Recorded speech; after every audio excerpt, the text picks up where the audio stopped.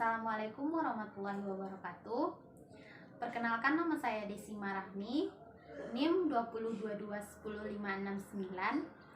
Baiklah, saya akan mencoba mempresentasikan bagaimana peredaran darah di jantung. Jantung merupakan organ utama dalam sistem kardiovaskuler. Jantung dibentuk oleh organ-organ muskular, apek, dan basis kardis, anteridium kanan dan kiri, ventrikel kanan dan kiri.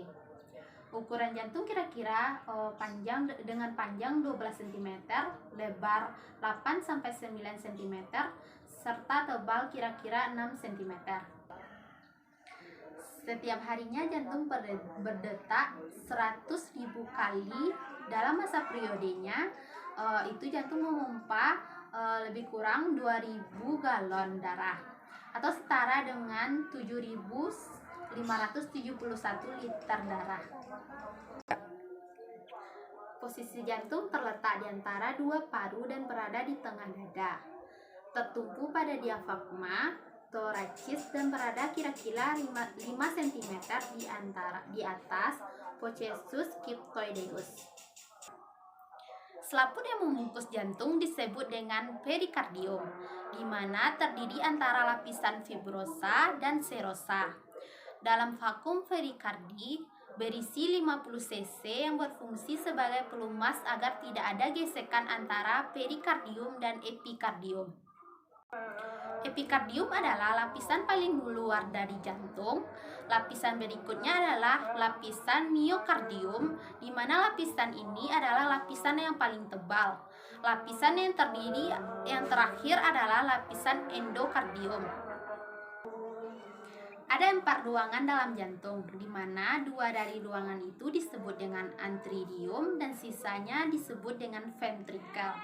Pada orang awam, anterium disebut dengan serambi, sedangkan ventrikel disebut dengan bilik.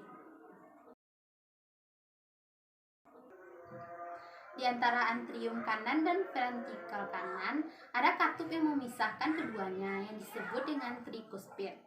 Sedangkan pada anterium kiri dan ventrikel kiri, ada katup yang memisahkan yang disebut dengan mitral.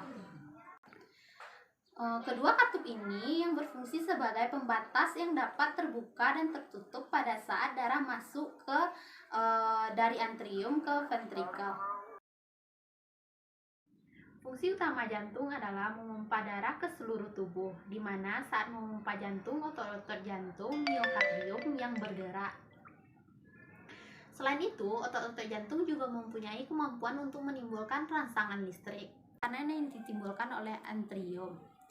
Sebaliknya, ventrikel mempunyai otot dengan tebal, terutama di ventrikel kiri, yang mempunyai lapisan 3 kali lebih tebal dari ventrikel kanan. Aktivitas kontraksi jantung untuk memompa darah ke seluruh tubuh selalu didahului oleh aktivitas listrik.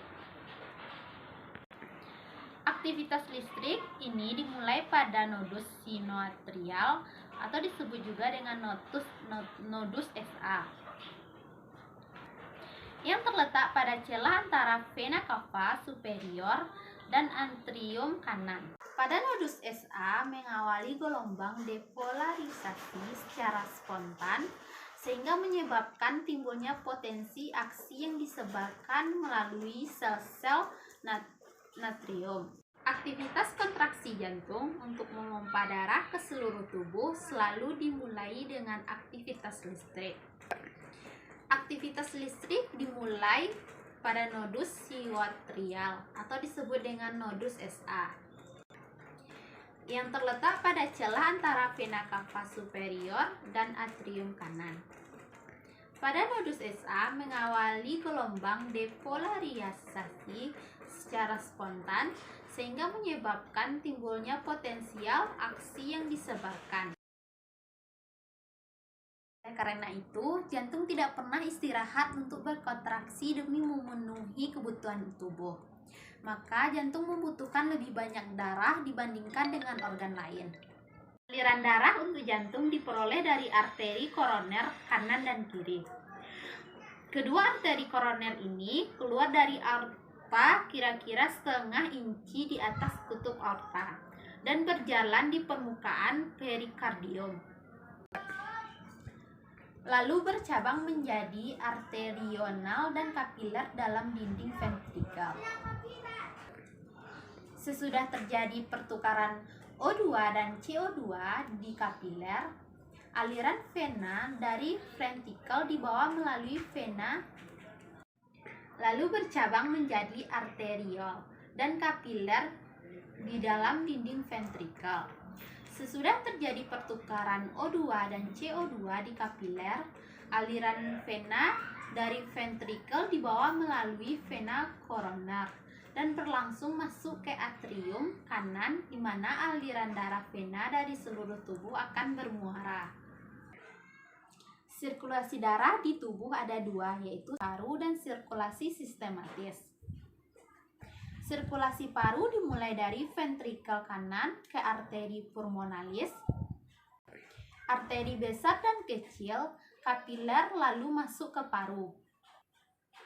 Setelah dari paru keluar melalui vena kecil, vena pulmonalis, dan akhirnya kembali ke atrium kiri.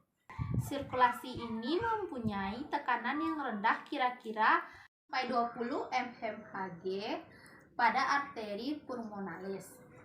Sirkulasi sistemis dimulai dari ventrikel kiri ke aorta, lalu ke arteri besar, arteri kecil, arteri lalu ke seluruh tubuh, lalu ke venule. Vena kecil, vena besar, vena cava inferior, vena cava superior, akhirnya kembali ke atrium kanan. Kedua adalah sirkulasi sistemik, mempunyai fungsi khusus sebagai sumber tekanan yang tinggi dan membawa oksigen ke jaringan yang membutuhkan. Pada kapiler terjadi pertukaran O2 dan CO2, di mana pada sirkulasi sistemis O2 keluar dan CO2 masuk ke dalam kapiler. Sedangkan pada sirkulasi paru O2 masuk dan CO2 keluar dari kapiler. Volume darah setiap komponen sirkulasi berbeda-beda. 84% dari volume darah dalam tubuh terdapat pada sirkulasi sistemik, di mana 64% pada vena, 13% pada arteri, dan 7% pada arteriol dan kapiler. Sekian dari saya, apabila ada salah, mohon maaf. Assalamualaikum warahmatullahi wabarakatuh.